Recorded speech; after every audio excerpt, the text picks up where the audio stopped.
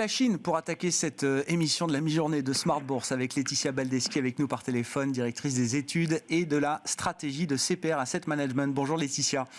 Merci beaucoup d'être avec nous. Bon, c'est notre feuilleton, notre fil rouge de conversation avec vous. La Chine avec un empilement quand même de situations de vent contraire, comme on dit sur les marchés pour la croissance économique chinoise. C'est intéressant parce qu'on aura des enquêtes de conjoncture, je crois, jeudi en milieu de semaine sur le mois de septembre en Chine, après le coup d'arrêt assez brutal qu'on avait pu constater pour l'économie chinoise en août.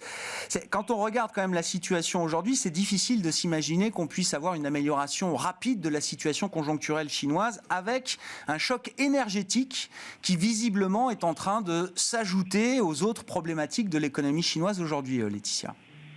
Effectivement, Grégoire, nous avions eu un mois d'août qui avait été entaché par les effets, les conséquences des fermetures partielles d'activités liées à la résurgence de l'épidémie sur le pays. Et là, on attendait donc un rebond de l'activité au mois de septembre. Les indicateurs de haute fréquence, de trafic routier, de trafic dans les trains, métros, aériens, étaient plutôt orientés dans le sens d'une normalisation de ces indicateurs, et là on a de nouveau une alerte assez sérieuse, puisque même les journaux, je dirais locaux à destination de la presse internationale, évidemment, nous font part de fermetures d'usines assez importantes sur la côte est, et donc pour des raisons de pénurie d'électricité. Alors on a en fait la traduction pour les entreprises d'électricité qui s'approvisionnent en charbon de la flambée du cours du charbon,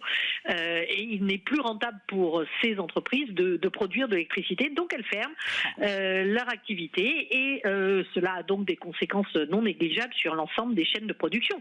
Donc on risque d'avoir effectivement des PMI un peu moins bon en tout cas manufacturier, un peu moins bon sur ce mois de septembre. Ouais. Une situation qui intervient en plus avant la semaine de fête nationale en Chine, Laetitia, qui est toujours un moment clé pour le trafic, pour la consommation. La Chine va être fermée à partir de vendredi jusqu'à la semaine prochaine. Effectivement, ce sont les congés d'automne, donc une semaine. Alors, en général, on observe notamment le comportement de consommation des ménages. Alors, on est ravis de voir que l'épidémie a régressé là sur les dernières semaines. Donc, normalement, on devrait avoir un retour de ces ménages chinois dans les magasins et surtout les restaurants et toutes les activités de loisirs.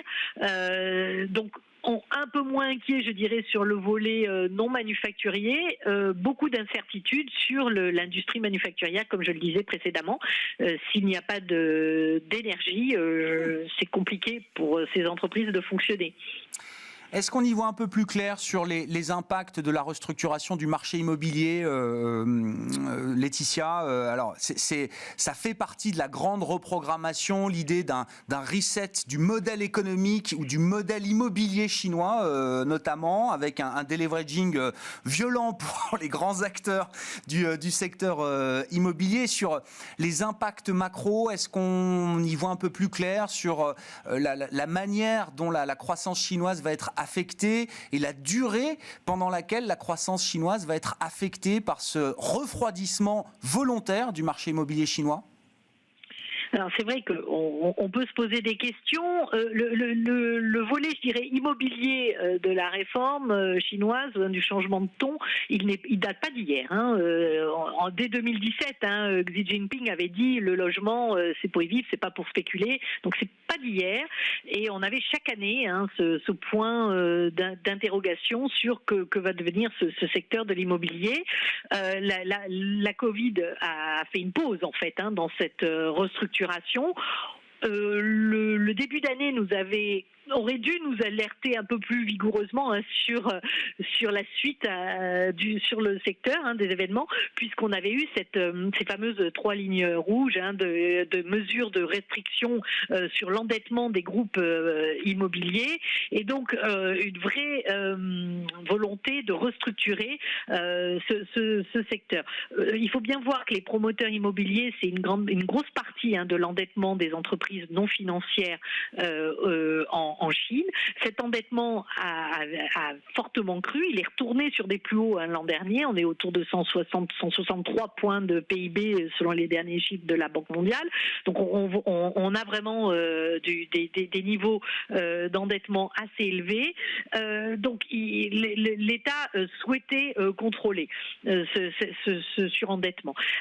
Mais il me semble que l'État ne veut pas en contrepartie, faire s'effondrer cette activité réelle qui est celle de la construction et du logement.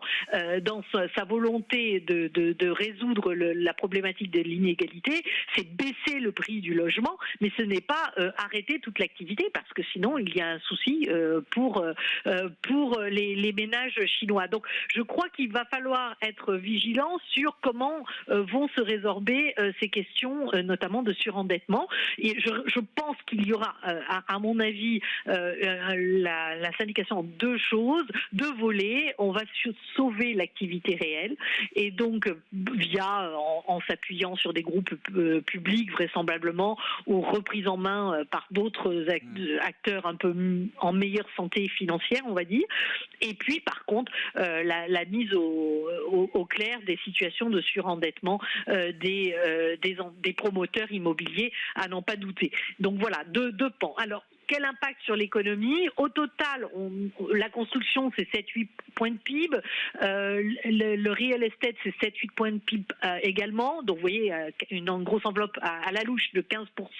Si, évidemment, on prenait l'ensemble des secteurs en amont et en aval, je pense au ciment ou aux meubles, forcément, on a un impact plus important. Il me semble qu'il ne faut pas non plus tout jeter. Donc, il y aura un impact sur cette croissance réelle chinoise, à n'en pas douter, mais qui ne sera pas non plus considérable, me semble-t-il. Et de fait, je rappelle toujours, mais on avait tous été perplexes sur le niveau objectif de croissance des autorités. 6% vous vous rappelez, en début d'année, l'objectif officiel de 6%. Supérieur à 6%. Ouais. Et quand on regarde ce qui est en train de se passer, finalement, on se dit qu'ils nous avaient alertés. Je rappelle, 6% en début d'année, c'était l'acquis de croissance au sens strict de l'économie chinoise. Tous les observateurs se disaient, mais c'est comme si la Chine nous disait, il n'y aura pas de croissance supplémentaire au-delà de l'acquis pour cette année 2021. Et tout le monde se disait, mais c'est impossible, ils feront forcément plus que l'acquis de croissance. On comprend mieux les choses maintenant. Ils vont faire plus, mais pas tant que ça. Ouais, pas tant que ça. Voilà. Au final, pour conclure, Laetitia, est-ce que quand même, quand on accumule autant de vents contraires sur une économie comme l'économie chinoise, est-ce qu'en tant qu'investisseur, il faut commencer à anticiper un certain nombre d'adoucisseurs venant de la politique monétaire, venant de la politique budgétaire ? Écoutez, c'est vrai que c'est le réflexe que l'on a depuis de longues années. Chaque fois que ça ralentit, on a eu le sentiment qu'on lâchait un peu les vannes en termes de crédit bancaire, en termes d'émissions obligataires des gouvernements locaux pour financer des projets. Voilà.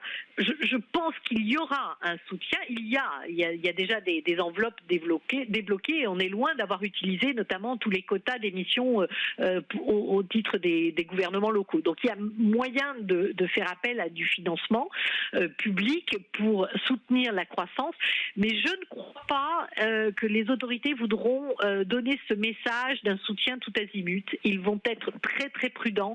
Quand on regarde le soutien monétaire, c'est vraiment pour le financement des PME et des PME innovantes a fortiori, puisque c'est le nouvel objectif du 14e plan quinquennal.